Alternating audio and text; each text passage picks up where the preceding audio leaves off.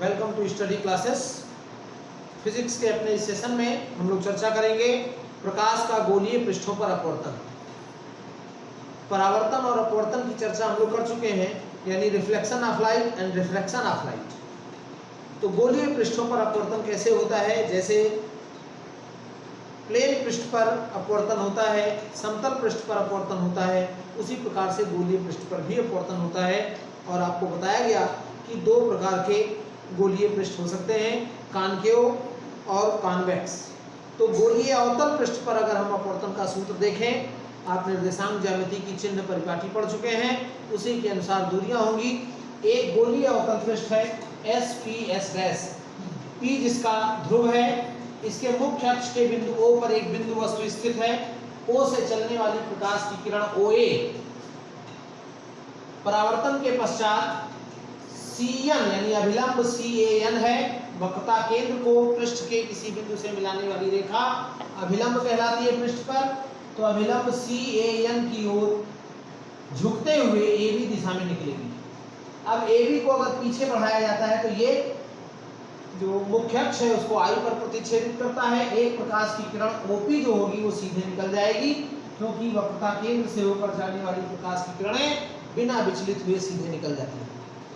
तो इस प्रकार से कहने का मतलब ये हुआ कि I पर O का प्रतिबिंब बनेगा। अगर हम O की P से दूरी U ले रहे हैं, प्रतिबिंब की P से दूरी V ले रहे हैं, वक्रता त्रिज्या R ले रहे हैं और A से पृष्ठ पर यानी मुख्य अक्ष पर एक लंब खींचा गया है AM की ऊंचाई हमने h मान लिया है। तो इस प्रकार से OP बराबर माइनस U हो जाएगा, इधर की दूरी है ऋण दिशा में। IP बराबर माइनस B हो जाएगा और CP बराबर माइनस R हो जाएगा और AM बराबर हमने परपेंडिकुलर मान लिया है h। यहाँ पर आपतन कोण को I माना गया है, अपवर्तन परावर्तन कोण R हो जाएगा। कोण AOP बराबर अल्फा, कोण AIP बराबर बीटा और कोण ACP बराबर गामा। एक बहिष्कोण प्रमेय होती है, आपने पढ़ा है कि यदि किसी त्रिभुज की एक भुजा बढ़ा दी जाए तो इस प्रकार बना हुआ बहिष्कोण शेष दो सुदूर अंतःकोणों के योग के बराबर होता है। तो अगर हम बहिष्कोण प्रमेय लगा दें यहाँ पर, त्रिभुज AOI में बहिष्कोण प्रमेय से AOI में बहिष्कोण प्रमेय अगर लगाएंगे तो ये जो कोण है अल्फा और इसका योगफल बीटा के बराबर हो जाएगा। AOC में अगर लगाएंगे, AOC में तो अल्फा प्लस आई बराबर गामा हो जाएगा। अल्फा प्लस आई बराबर गामा यानी आई बराबर गामा माइनस आई। और इसी प्रकार से त्रिभुज AIC में बहिष्कोण करना क्या होगा? बीटा प्लस R बराबर गामा यानी R बराबर गामा माइनस बीटा। अब अगर हम जो अवतल पृष्ठ है उसके पदार्थ का अपवर्तनांक म्यू ले रहे हैं तो म्यू बराबर स्नेल का नियम होता है sine I upon sine R।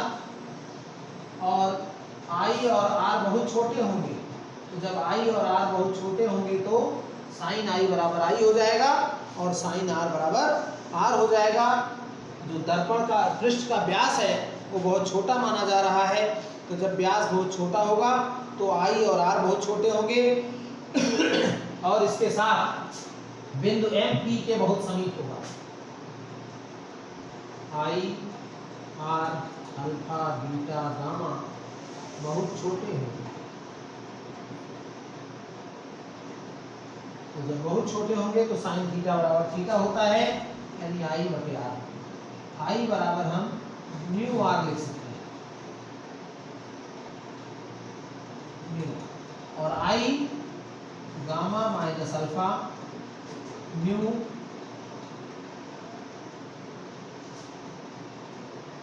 और गामा माइनस बीटा, ये आपका हो जाएगा K। अब अल्फा बीटा गामा का मान अगर देखें, अल्फा बराबर tan अल्फा लिखा जा सकता है, क्योंकि अल्फा बीटा गामा छोटे हैं। तो अल्फा बराबर जब हम tan अल्फा लिखेंगे तो अल्फा tan अल्फा am बटा OM, am बटा OM, और यम बिंदु बहुत समीप है P के, तो am बटा OP लिख सकते हैं, यानी H बटा माइनस U। और इसी प्रकार से बीटा बराबर tan बीटा, tan बीटा माने am बटा im हो जाएगा, और im माने उसी प्रकार से ip हो जाएगा, क्योंकि यम बिंदु P के बहुत समीप है। तो इस प्रकार से हमारा ये h बटा माइनस बी हो जाएगा। और गामा बराबर tan गामा लिख सकते हैं, और tan गामा माने हो जाएगा am बटा cm, am और cm माने हम cp लिख सकते हैं।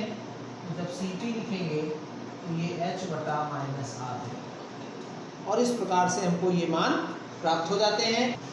अब ये सब मान हम समीकरण 3 में रखेंगे। समीकरण 3 से 3 क्या है, gamma minus alpha, gamma minus alpha बराबर mu gamma minus beta. Gamma माने tan gamma h upon r, minus में h अपान u प्लस हो जाएगा h अपान r, और माइनस माइनस से प्लस h अपान u।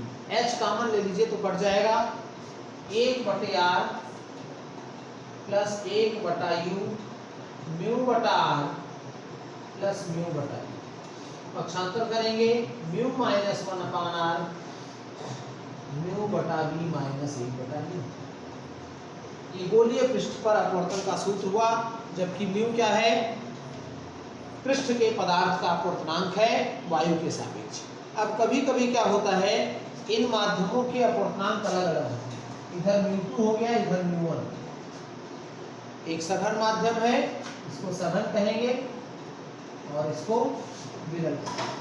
अब जब ऐसा होता है तो जहां म्यू लिखा गया है उस म्यू के स्थान पर μ2 बटा μ1 हो जाएगा, μ2 अपान μ1 बराबर यहाँ रखेंगे तो μ2 अपान μ1 माइनस 1 अपान r, μ2 अपान μ1 अपान b माइनस 1 बटा u, और हर बराबर कर दिया जाएगा इसका, तो आपके पास μ2 माइनस μ1 अपान r μ2 बटा b माइनस μ1 बटा u। ये आपका समीकरण हो जाता है। कब, अगर माध्यम का अपवर्तनांक माने जो विरल माध्यम का अपवर्तनांक μ1 है और सघन माध्यम का अपवर्तनांक μ2 है, तो उस स्थिति में आपका प्रूफ ये हो जाएगा। वैसे यही प्रूफ महत्वपूर्ण हो सकता है और पूछा भी जा सकता है। तो इस तरीके से हमने गोलीय अवतल पृष्ठ पर अपवर्तन की बात की। इसी प्रकार से गोलीय उत्तल पृष्ठ पर अपवर्तन का सूत्र होगा, और जब आप कैलकुलेशन करेंगे तो यही फार्मूला प्राप्त होगा। बिल्कुल उसी प्रकार से गोलीय उत्तल पृष्ठ पर अपवर्तन का सूत्र, और यहाँ भी मुख्य अक्ष एक SPS डैश एक गोलीय उत्तल पृष्ठ है, और इसके मुख्य अक्ष के बिंदु O पर एक बिंदु वस्तु O स्थित है।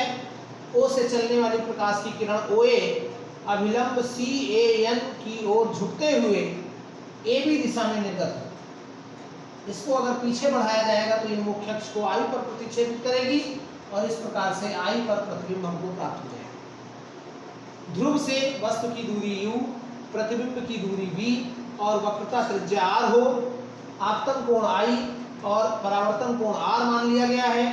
इन कोणों को क्रमशः अल्फा बीटा गामा माना गया है। तो उसी प्रकार से जैसे आपने इसके पहले अवतल पृष्ठ के लिए किया, OP का मान माइनस u हो जाएगा, IP का मान माइनस v हो जाएगा, इधर की दूरी है, लेकिन वक्रता त्रिज्या धनात्मक होती है।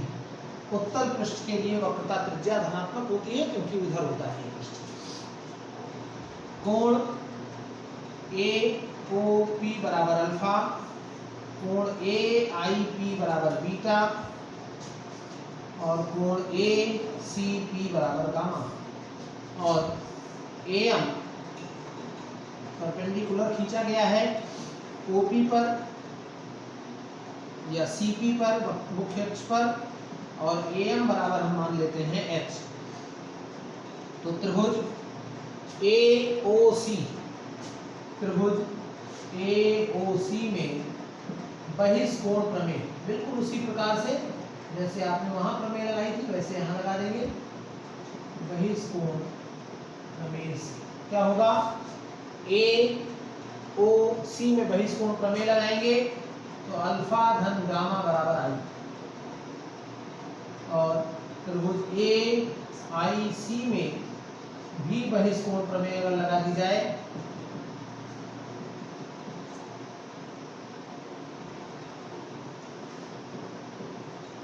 प्रमेय से क्या होगा, बीटा धन गामा बराबर आर हो जाएगा, बीटा धन गामा बराबर आर। और स्नेल का नियम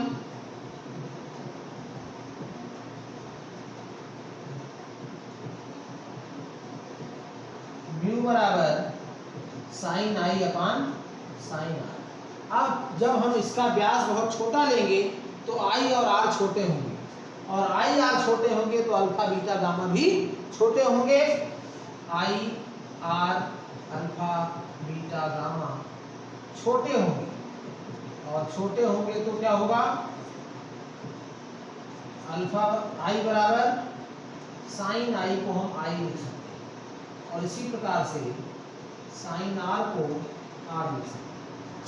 तो जब हम म्यू का मान लिखेंगे तो आई अपान आर हो जाएगा, यानी आई बराबर म्यू इंटू आर, और आई और आर का मान रख दें तो अल्फा प्लस गामा बराबर म्यू बीटा प्लस गामा, ये आपका 3 हो जाएगा। और अब अगर हम यहाँ मान निकालें तो अल्फा बराबर tan अल्फा, क्यों, क्योंकि अल्फा बीटा गामा छोटे हैं और tan अल्फा ही निकाला जा सकता है। यहाँ पर अल्फा को हम tan अल्फा लिखेंगे h बटा OM,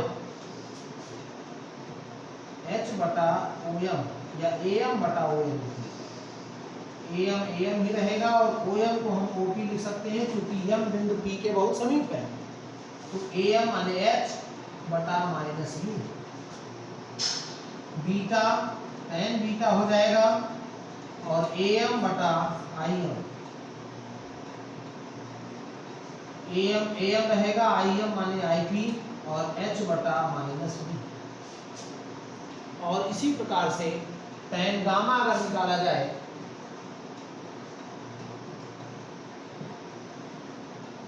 गामा बराबर tan गामा AM बटा CM, और CM को हम लिख सकते हैं CP, H बटा प्लस R। इसके पहले वाले में अवतल पृष्ठ के लिए माइनस R था, लेकिन यहाँ प्लस R होगा। और अब ये सब मान हम समीकरण 3 में रखें, समीकरण 3 से क्या हो जाएगा, आई अल्फा प्लस गामा, तो अल्फा माने h upon minus U plus gamma माने h upon R, mu h upon B plus h upon R. h common लेकर कट जाएगा, 1 बटा यू 1 बटा आर म्यू बटा बी प्लस म्यू बटा R, और पक्षांतर कर लीजिए तो mu upon R minus 1 upon R, mu बटा बी माइनस 1 बटा यू, तो mu minus 1 upon R mu upon B minus 1 बटा। तो इस प्रकार से ये प्रूफ आपका हो जाता है। और फिर यहाँ वही बात आती है, अगर हम सघन और विरल माध्यम के अपवर्तनांक क्रमशः, ये सघन माध्यम हो गया μ2 और विरल माध्यम ले लें μ1, तो जो अपवर्तनांक म्यू का मान होगा वो हो जाता है μ2 अपान μ, और जब ये रखेंगे तो वही फार्मूला आपको फिर मिल जाएगा μ2 अपान b माइनस μ1 अपान b। और इस प्रकार से हम दोनों प्रूफ कर सकते हैं, उत्तल पृष्ठ पर अपवर्तन का सूत्र और गोलीय अवतल पृष्ठ पर अपवर्तन का सूत्र। और दोनों सूत्रों की विशेषता है कि दोनों सूत्र एक ही हैं, चाहे उत्तल पृष्ठ पर अपवर्तन की बात करें या अवतल पृष्ठ पर अपवर्तन की बात करें, दोनों सूत्र एक ही हैं। अब एक बात आती है कि गोलीय पृष्ठ के मुख्य फोकस क्या होते हैं। तो दो मुख्य फोकस होते हैं, किसी भी गोलीय पृष्ठ के दो मुख्य फोकस होंगे। एक मुख्य फोकस वह होगा जिस पर मुख्य अक्ष पर स्थित वह बिंदु जिससे चलने वाली प्रकाश की किरणें अथवा जिसकी ओर आती प्रतीत होने वाली प्रकाश की किरणें परावर्तन के पश्चात मुख्य अक्ष के समांतर हो जाती है। जिसकी ओर आने वाली प्रकाश की किरणें अथवा आती प्रतीत होने वाली प्रकाश की किरणें परावर्तन के पश्चात मुख्य अक्ष के समांतर हो जाती हैं, वो दर्पण का प्रथम मुख्य फोकस कहलाता है। और इसी प्रकार से अगर हम दूसरे मुख्य फोकस की बात करें तो मुख्य अक्ष पर स्थित वह बिंदु जिसके लिए मुख्य अक्ष के समांतर आने वाली किरणें परावर्तन के पश्चात उस बिंदु से होकर जाती हैं अथवा उससे आती प्रतीत होती हैं, निकलती प्रतीत होती हैं, वो गोलीय पृष्ठ का द्वितीय मुख्य फोकस कहलाता है। और जो मुख्य फोकस की बात करें, उत्तल पृष्ठ के लिए वक्रता त्रिज्या धनात्मक होती है, इसलिए f डैश का मान ऋणात्मक होगा। और इसी प्रकार से हम अवतल के लिए भी देख सकते हैं, यानी प्रथम मुख्य फोकस और द्वितीय मुख्य फोकस, दो मुख्य फोकस हो गए। एक जिसकी ओर आती प्रतीत होने वाली अथवा जिसकी ओर आने वाली प्रकाश की किरणें परावर्तन के पश्चात दर्पण के मुख्य अक्ष के समांतर हो जाती हैं, वो प्रथम मुख्य फोकस कहलाता है। और समांतर आने वाली किरणें जिस बिंदु से होकर जाती हैं अथवा जिससे आती प्रतीत होती हैं, वो दर्पण का द्वितीय मुख्य फोकस कहलाता है। तो ये बात हुई गोलीय पृष्ठ पर अपवर्तन की। और इसके बाद जो आपका टॉपिक होगा वो लेंस होगा। लेंस आपको पढ़ना है और लेंस पर अपवर्तन पढ़ना है। लेंस क्या होता है, कैसे बनता है, इसकी चर्चा हम करेंगे अगले सेशन में। लेंस पर अपवर्तन क्या होता है, अपवर्तन का सूत्र क्या होगा, और एक बहुत महत्वपूर्ण सूत्र है F बराबर F1 F2 बटा F1 प्लस F2। हर वर्ष ये परीक्षा में निश्चित रूप से पूछा जाता है। आप हमारे चैनल पर बने रहिए। अगर आपने हमारे channel study classes bye Ajay Mehrotra को अभी तक सब्सक्राइब नहीं किया है तो चैनल को सब्सक्राइब करके बेल आइकन को प्रेस कर लीजिए, ताकि इस पर आने वाली वीडियो के नोटिफिकेशन आपको मिलते रहें और आप इनका बेहतर लाभ लेकर अपना सिलेबस तैयार कर लें और परीक्षा में अच्छा स्कोर आप कर पाएँ। चैनल पर बने रहिए, इसके लिए सब्सक्राइब करना आवश्यक है ताकि आपको वीडियो के नोटिफिकेशन मिलते रहें। और क्रम बाई क्रम आपको सिलेबस मिलेगा, बिल्कुल प्लेलिस्ट बनाकर हम डाल दे रहे हैं, जिसमें आप प्लेलिस्ट खोलेंगे तो आपको चैप्टर मिल जाएंगे और उस चैप्टर को आप पूरा कंप्लीट कर सकते हैं। वीडियो को लाइक और शेयर जरूर करें। वीडियो को पूरा देखकर अपना आप नोट्स तैयार कर सकते हैं, तो वीडियो को पूरा जरूर देखें, तभी आपको कॉन्सेप्ट क्लियर होगा। अगर आपको कहीं कोई प्रॉब्लम हो रही है तो आप कमेंट बॉक्स में लिखें, हम अगले लेक्चर में आपकी उस समस्या को दूर करने का प्रयास करेंगे। वीडियो को लाइक और शेयर जरूर करें, अधिक से अधिक जहां भी आप सोशल मीडिया में जुड़े हुए हैं वहां हमारे वीडियो को शेयर करें। वीडियो को पूरा देखें, तभी आपका नोट्स कंप्लीट होगा।